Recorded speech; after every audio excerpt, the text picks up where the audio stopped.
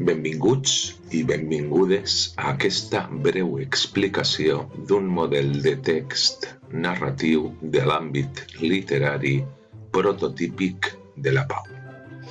El text pertany al magnífic llibre de relats de Carme Riera, publicat l'any 1997 i titulat Te deix amor com a penyora. Al títol s'observa un primer tret característic del parlar balear. En concret, el trobem en la primera persona del singular del present indicatiu del verb deixar. Deix.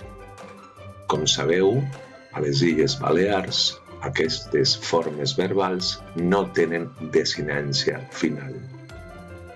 Com la tenim al valencià, que seria una E en concret, i al valencià septentrional i a la resta del català occidental seria una O i es pronunciaria com una O, deixo. I al català oriental també s'escriuria amb una O, però es pronunciaria amb una U, deixo. Bé, primerament, doncs, el que faríem seria una lectura atenta del text. Per cert que el trobareu en l'examen de la pau i intentaríem d'inferir d'aquelles paraules o expressions que ens resulten desconegudes.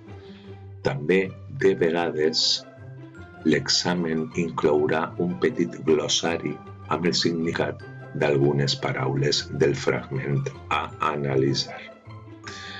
Bé, doncs, el que faríem seria començar per la primera part de l'examen, que és la comprensió del text. Anem allà, doncs. Com sabeu, les dues primeres preguntes, A i B, són d'obligada resposta i sempre apareixen als exàmens. Primera, descriu el tema i les parts bàsiques del text. Com sempre, el que farem és una petita presentació. Aquest text narratiu forma part de l'obra de Carme Riera, Te deix amor, la mar com a penyora, publicada a Barcelona l'any 1997. Abans de descriure el tema, el que faríem és analitzar mínimament el títol si el tingués. Recordeu, títol temàtic, títol parcialment temàtic o títol remàtic. I tot això ho teniu a la diversa teoria. Pel que fa al tema, el text explica la mort d'un desconegut. Com veieu, el que fem és exposar el tema d'una manera senzilla, concreta i concisa. La narració se'ns presenta en 5 paràgrafs. Quant a les seues parts bàsiques, podem distingir l'estructura clàssica de plantejament, nus i desenllaç de l'acció. El relat s'organitza amb una presentació general de la situació i una progressiva concreció de la narració i de la descripció. La descripció és un dels trets característics dels textos narratius i ho explicarem més endavant en la pregunta corresponent. Aquest primer paràgraf podria ser perfectament serviria per a qualsevol resposta de qualsevol text d'aquestes característiques. I ara el que farem és explicar mínimament què ens explica l'autora, què ens conta en cadascuna de les parts. A la primera part, que coincideix amb el primer paràgraf, línies 1 i 4, el narrador introdueix la situació, l'aparició d'un cadàver vora mar i la descripció del cos. Durant el nucli del text, nus, del segon fins al quart paràgraf, línies 5-13, es narra l'arribada de la policia i de l'ambulància. També s'hi detalla l'escorcoll de la roba que duia el cos i la troballa de la nota de l'assassí.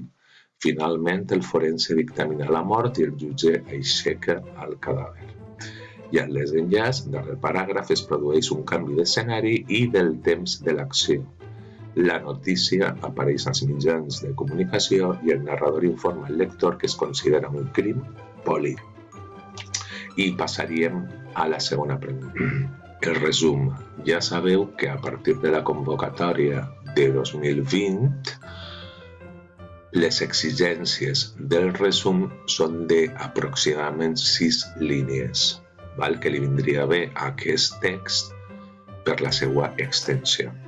Dues cosetes, dues remarques, com sempre, quant al resum. Primer, no inclogueu cap fórmula introductòria, com ara l'autora diu, el narrador explica, aquesta història ens conta. D'acord? No s'inclou cap fórmula introductòria al resum. Entrem en ell directament. I sobretot, que no s'us oblide incloure tota la informació del text d'una forma resumida, perquè en algunes ocasions se'ns oblida, es troba a faltar la part final dels textos que analitzeu.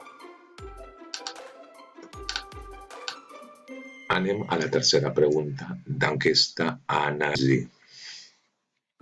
Digues 5 exemples de recursos expressius de caràcter literari presents al text, o 3 exemples. El 3 està posat perquè en ocasions als exàmens de la Pau només n'exigeixen 3 d'exemples, val? Però és ben cert que les darreres convocatòries sempre se n'exigeixen 5. Segona cosa a tindre en compte. Quan ens pregunten per recursos expressius de caràcter literari, no ens hem de centrar exclusivament en les figures literàries més tradicionals, metàfora, metonímia, hipèrbole, antítesi, que sí que cal incloure-les, evidentment. Però també podem parlar, explicar altres recursos expressius.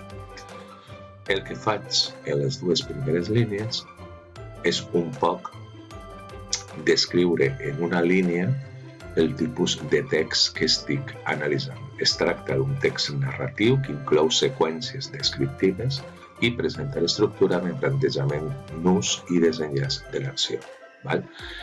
I parle de la primera o del primer recurs que segurament apareixerà en qualsevol text d'aquestes característiques, i és l'adjectivació variada i rica, que provoca la generació de sensacions en el lector i embelleix les escenes.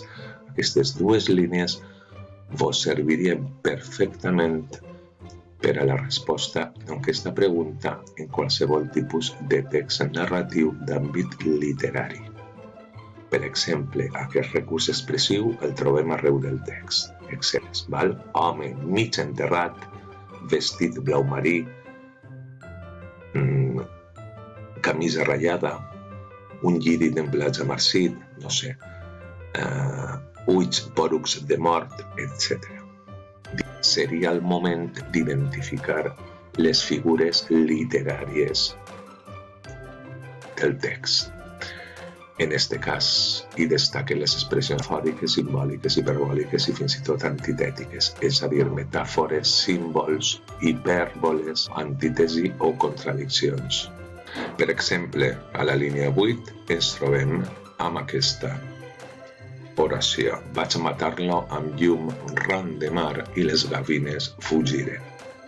En aquest cas, amb llum de ran de mar, amb llum ran de mar, com diu Carme Riera, podria ser una metàfora del moment del dia en què el sol es pon, val?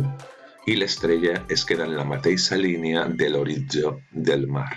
I les gavines fugiren és aquesta imatge simbòlica que sí que apareix en molts llocs, en les arts, on quan ocorre una cosa dolenta es veuen com les gavines fugen ràpidament. Es pot ser un símbol de la mort. Val? A la línia 9, els ulls pòrucs de mort embullaven tendríssimament sota la sorra. El mort, probablement, mor en aquest moment amb els ulls oberts, el cadàver té els ulls blaus, molt blaus, i diu que el seu color es mesclava, s'embolicava amb la sorra, amb l'arena. D'acord? Això podria ser una altra metàfora molt bonica. A la línia 9 el que trobem és una hipèrbole, una exageració, amb llàgrimes, amb plor, amb tota la pena del món. Val? I a la línia 11 el que trobem és una antítesi o una contradicció. És a dir, el suposat assassí, en la seva nota manuscrita, diu que sé que era l'única manera de despertar la seva consciència. El verb despertar es contradiu amb el que acaba de fer, que és matar una persona. Bé, això serien les figures literàries més rellevants en el fragment que estem analitzant. I així acaba el primer vídeo explicatiu. Fins al següent. Gràcies.